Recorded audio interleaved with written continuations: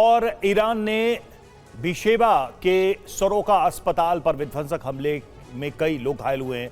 60 साल के एक बुजुर्ग मरीज भी गंभीर रूप से इसमें घायल हुए। ईरान अब इजरायल के बुनियादी ढांचे पर चोट पहुंचाने में जुटा है। रिहायशी इलाकों पर हमले के बाद ईरानी सेना अब स्वास्थ्य व्यवस्था पर प्रहार कर रही है। ईरान अब इजरायल में मौजूद अस्पतालों को निशाना बना रहा है। ईरानी सेना ने 25 से ज्यादा मिसाइलों से तेल अवीव और उसके आसपास हमला किया। ईरानी मिसाइलों ने बीरशेबा के सरोका अस्पताल पर सीधा हमला किया। इस हमले के बाद सरोका अस्पताल खंडहर बन गया। हमला होते ही अस्पताल में भगदड़ मच गई। युद्ध के सायरन बजने लगे।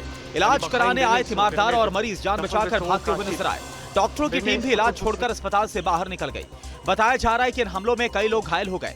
हमले में घायल एक 60 वर्षीय बुजुर्ग की हालत बहुत ज्यादा खराब है। हमले के बाद मौके पर राहत और बचाव कार्य जारी है। अग्निशमन और बचाव दल के लोग बिल्डिंग में फंसे हुए लोगों को निकाल रहे हैं।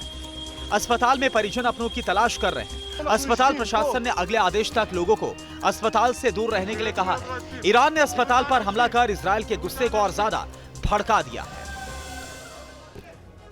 और आपको बता दें कि टीवी9 भारत वर्ष देश का पहला ऐसा न्यूज चैनल है जो कि इस वक्त इजरायल के वॉर जोन में मौजूद है। टीवी9 के जांबाज रिपोर्टर मनीष झा और हमारे कैमरा पर्सन इस वक्त वहां पर मौजूद है। और तस्वीरें इस वक्त आप देख पा रहे हैं, ये सीधी लाइव तस्वीरें हैं तेल अवीव। למען הילדים של ניצן, אתה סוגר את הפריים, בבקשה. ניצן, לך אחורה.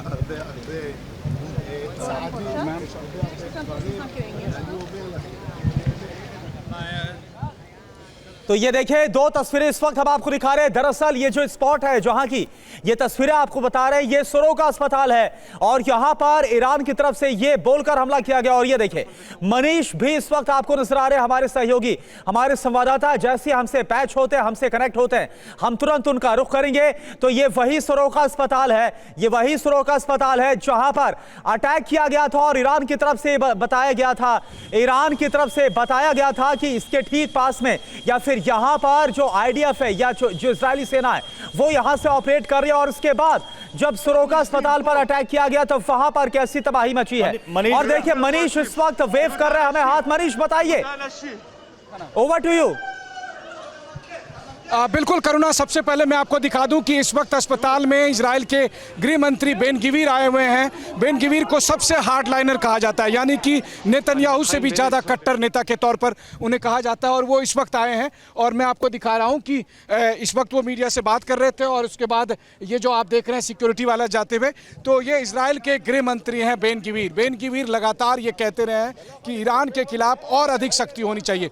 अस्पताल में बेन गिवीर का आना और यहाँ पर उनका दौरा करना ये साफ तौर पर बता रहा है कि अब इसके बाद इजराइल क्या करेगा, अब इसके बाद इजराइल का एक्शन क्या होगा। और आपको मैं सीधे वो तस्वीरें दिखा रहा हूँ। इजराइल के रक्षा मंत्री, माफ करिएगा, इजराइल के गृह मंत्री बेन गिवीर इस वक्त यहाँ पर मौजूद हैं और यहाँ पर आकर उन्होंने जो घटना स्थल है जहाँ पर अस्पताल का दौरा किया है और यहाँ पर वो सिक्योरिटी एजेंसीज के लोगों से मिल रहे हैं, मीडिया के लोगों से मिल रहे हैं। तो ये सूरत हाल है इस वक्त के। यहाँ पर लगातार इजराइल की सरकार के वरिष्ठ लोग, जो वरिष्ठ नेतागण हैं, वो सब एक बार फिर देखिए कि बेन गिवीर का इस तरफ आते हुए टीवी9 के कैमरे पर इस वक्त आप देख रहे हैं जो तस्वीरों को। इजराइल के गृह मंत्री, इनके बारे में मैं बस इतना ही कहूँ कि खुद अमेरिका के राष्ट्रपति डोनाल्ड ट्रंप तक कह चुके हैं और उससे पहले तो जो बाइडन बेन गिवीर के नाम से ही चिढ़ जाया करते थे, क्योंकि ये बेहद कट्टर नेता माने जाते हैं,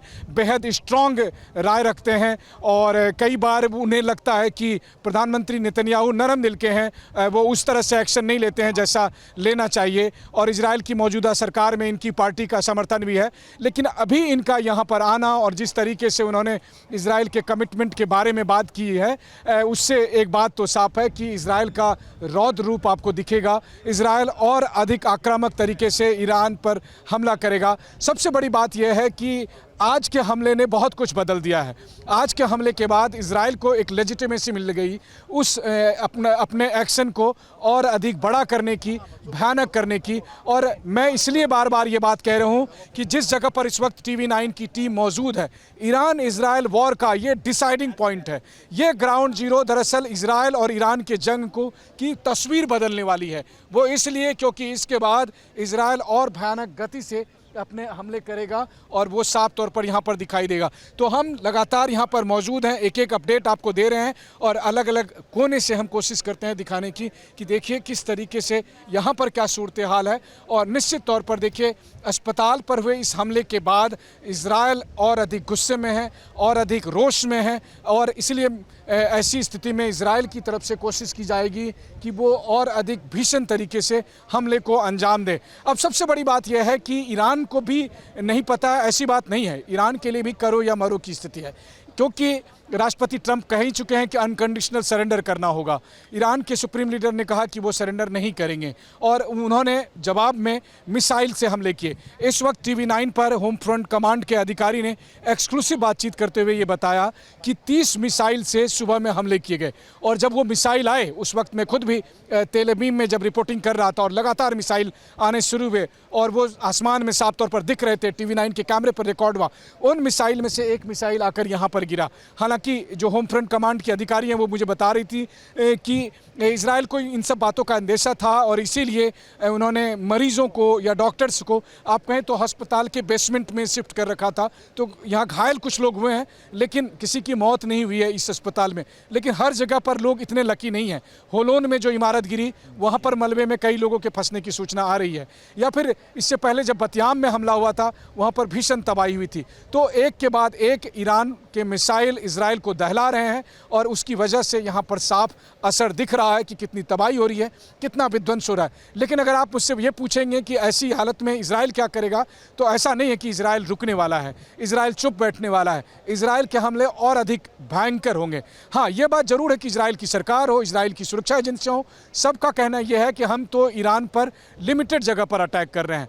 ये अलग बात है कि ईरान की तरफ से दावे अलग किए जा रहे हैं, लेकिन इंडिपेंडेंट तौर पर चूंकि मैं अभी इजराइल में हूँ तो मैं इस बात को वेरीफाई कर सकता हूँ कि ये सिविलियन इलाका है, ये कोई मिलिट्री का इलाका नहीं है। बल्कि जो ईरान की तरफ से दावा किया जा रहा है कि जो टेक्नोलॉजी पार्क है, टेक्नोलॉजी पार्क पर जो अटैक हुआ है, तो मैं आपको बताऊं कि इस वक्त कोई टेक्नोलॉजी पार्क पर नहीं बल्कि जिस अस्पताल पर अटैक हुआ है इसी को अब ईरान ये कह रहा है कि अस्पताल पर नहीं हमने अटैक किया था, टेक्नोलॉजी पार्क पर किया था। लेकिन ये टेक्नोलॉजी पार्क नहीं है, ये अस्पताल है। देखिए ये जो बड़ा सा कैंपस है, इसमें जहाँ पर जाकर मिसाइल गिरी है ये अस्पताल है। और अगर अस्पताल पर गिरने की ये तस्वीरें, हालांकि ये बात भी सच है कि देखिए समय कितना बदल गया। आज से 2 साल पहले जिस वक्त हमास के हमले के बाद इजराइल के ऑपरेशन गाजा में हो रहे थे, उस वक्त गाजा से लगातार ये बातें कही जाती थी कि इजरायली स्ट्राइक में गाजा में मौजूद अस्पताल को निशाना बनाया जा रहा है। उस वक्त इजराइल की तरफ से ये बात कही गई कि गाजा में हमास इस हॉस्पिटल को अपने अगर कहें तो बेस के तौर पर इस्तेमाल करता था,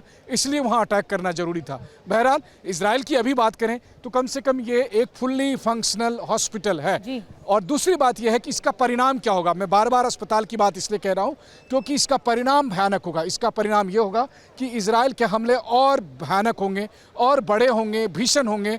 अभी एक के बाद एक नतांज में, फोर्डो में या फिर अराक न्यूक्लियर सेंटर पर अटैक किया गया है, जिसको लेकर IAEA की अलग रिपोर्ट आ रही है। जो लोकल वहाँ पर रिपोर्ट है वो इससे अलग है।